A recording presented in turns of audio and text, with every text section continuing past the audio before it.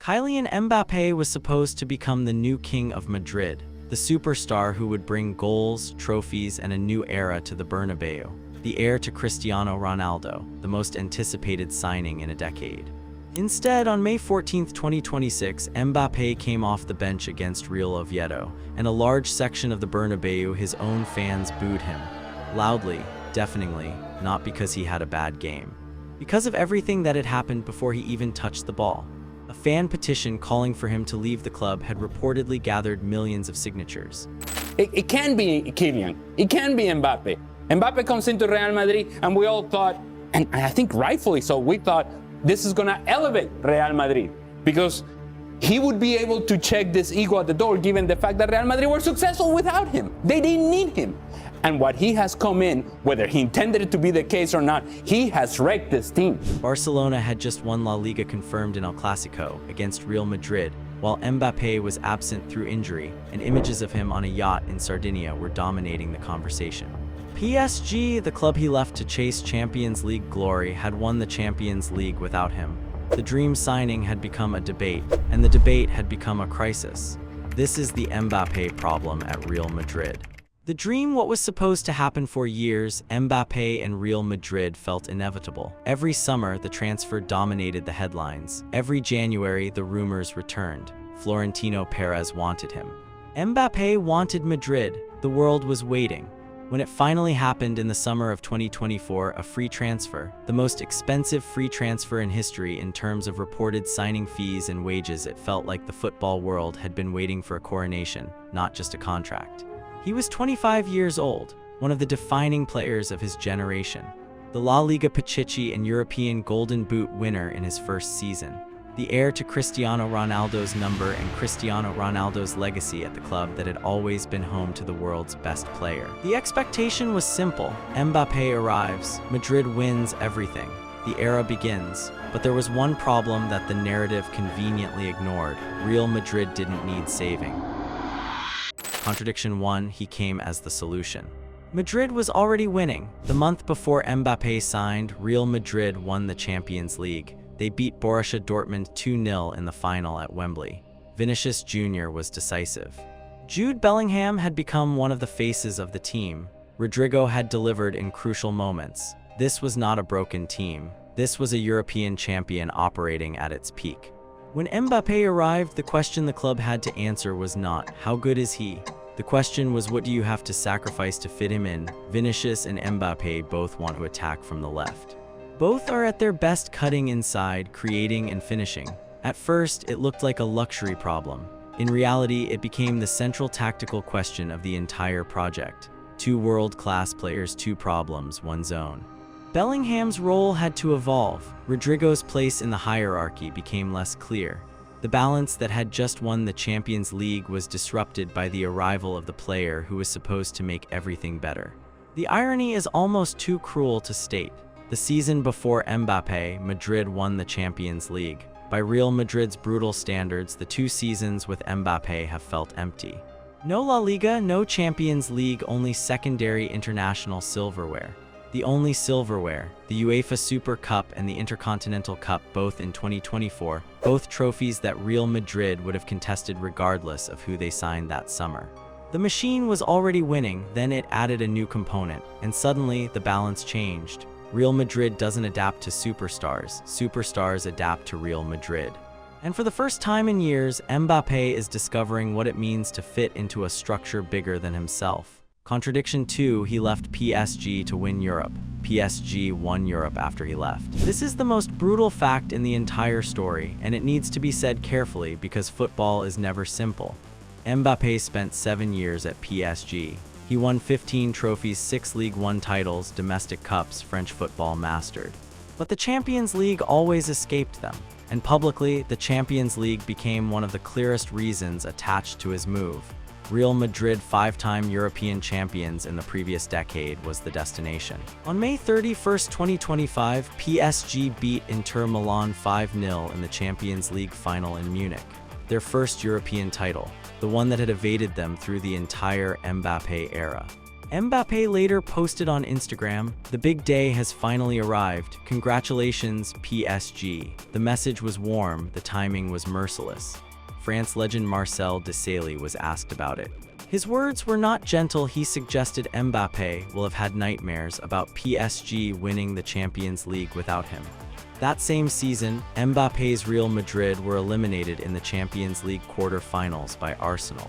He left Paris to win the Champions League.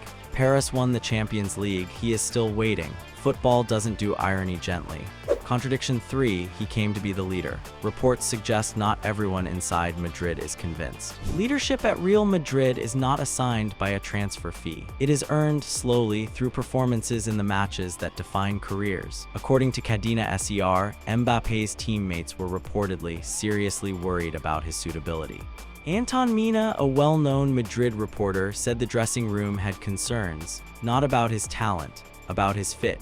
The details remain difficult to verify independently, but they have shaped the public perception of the situation. Some reports claim that Mbappé had contacted Florentino Perez directly during his injury recovery, bypassing the usual medical channels. There was also the disputed fourth-choice forward episode. Mbappé publicly suggested he had been treated that way by interim coach Alvaro Arbeloa, a version Arbeloa later denied. The fact that Mbappé said it publicly at all, that Madrid's leading scorer felt the need to tell the media he was being treated as fourth choice, is itself the story. Not the claim, the decision to make it public. Publicly, it creates the image of a player who feels undervalued, isolated, and unable to resolve internal tensions through internal channels. At Real Madrid, where discretion and institutional loyalty are as valued as goals, that image is corrosive. And the Bernabeu, which processes all of this, decided to communicate its verdict in the most direct language it has. Whistles, contradiction 4, he keeps scoring. His image keeps declining. Here is where the story demands intellectual honesty. Because Mbappé is not failing as a footballer, 41 goals in 41 appearances this season across all competitions. La Liga leading scorer for the second consecutive season. 15 Champions League goals before elimination, 2 shy of Cristiano Ronaldo's single-season record. He scored in Madrid's 4-3 loss at Bayern Munich in the Champions League quarterfinal. He provided an assist for Vinicius against Sevilla on his return from injury. The numbers are not the problem. The numbers are extraordinary. The problem is everything around the numbers. When images emerged of Mbappé on a yacht in Sardinia during his injury recovery while Madrid were playing Espanyol, while the Clásico defeat that handed Barcelona the title was approaching, the reaction was not about a holiday. The holiday had been authorized by the club. Mbappé said so himself, but the image, a superstar on a yacht while his team slides, becomes the story when the broader narrative has already turned. When people are already angry, a yacht is not a yacht. It is evidence. This is the trap Mbappé is in, not just at Real Madrid. As a public figure who has spent years being portrayed by critics as difficult, ego-driven, and bigger than the team.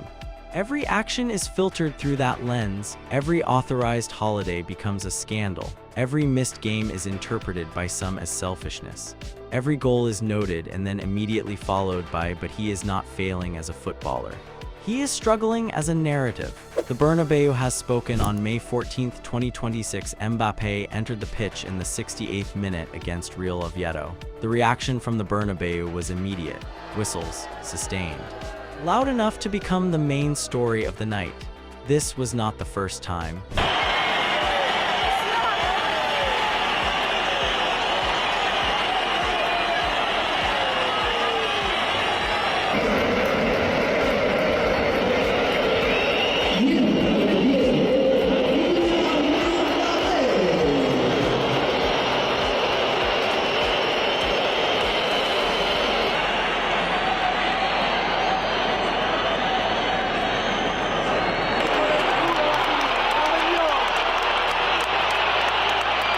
He had already been jeered in previous moments that season, sometimes even when he was not directly involved in the action. The whistles had not appeared out of nowhere. They had been building across the season. It is worth pausing on what Bernabeu whistles actually mean. This stadium has welcomed and discarded some of the greatest players in football history. It has booed its own players before, in cycles of impatience and frustration that the club regards as part of the pressure of performing at the highest level. The The Bernabeu doesn't boo talent, it boos doubt. Mbappe's response when asked about the whistles: "You can't change people's minds when they're angry. I shouldn't take it personally. It's the life of a famous player. The answer is measured. It is probably the right answer. But it doesn't resolve anything. At the Bernabeu, talent buys you time. It doesn't buy you immunity. The real tactical problem: 2 stars, 1 left side. The deepest problem may not be whistles, headlines, or petitions. It may be tactical because Mbappe and Vinicius Jr. are not just 2 superstars. They are 2 superstars who naturally want the same space. Vinicius is at his best starting from the left, facing defenders, accelerating outside, then cutting inside to create chaos. Mbappe built much of his career doing the same thing, starting left, attacking space, driving inside, and finishing like a striker. On paper, that sounds terrifying. In reality, it creates a question Real Madrid cannot avoid: who gets the left side? If Vinicius stays wide left, Mbappe has to play more centrally. But as a pure number 9, he loses some of the runway that makes him devastating. If Mbappe drifts left, Vinicius has to adjust, and Madrid risk weakening the player who was already decisive before Mbappe arrived. This is why the problem is bigger than form. It is not about whether Mbappe is good enough. He clearly is. It is about whether Madrid can build an attacking structure where their 2 biggest forwards make each other better instead of forcing each other into compromise. And that is the real challenge now: not replacing Mbappe, not protecting Vinicius, but finding a shape where both can exist without destroying the balance that made Madrid champions before Mbappe even arrived. The final word: Mbappe didn't join a broken team, he joined the European champions. PSG didn't fall apart without him. They won the Champions League. His leadership isn't universally accepted. Reports suggest some inside the club have doubts. He scores, and the narrative around him gets worse. 4 contradictions, 1 tactical problem, 2 seasons, no La Liga, no Champions League, millions of reported petition signatures. A chorus of whistles from his own fans. This is not the story anyone wrote when the transfer was announced. It is not the story Mbappe expected to be telling at 27. It is not the story Real Madrid expected to be living 2 years after winning the Champions League. But it is the story, and it is not over. The Mbappe problem at Real Madrid is not that he is a bad player. It is that he arrived as a symbol, the heir to Ronaldo, the dream signing, the answer to every question in a club that had already found its own answers. And symbols, when they don't deliver what they promised, become something else entirely. They become the question, the Mbappe problem, 2 seasons in. Tell me in the comments, is Mbappe being unfairly targeted, or is Real Madrid struggling to build a team around both him and Vinicius? Subscribe to MIG Zone. Every week we go deeper than the headlines. See you in the next one.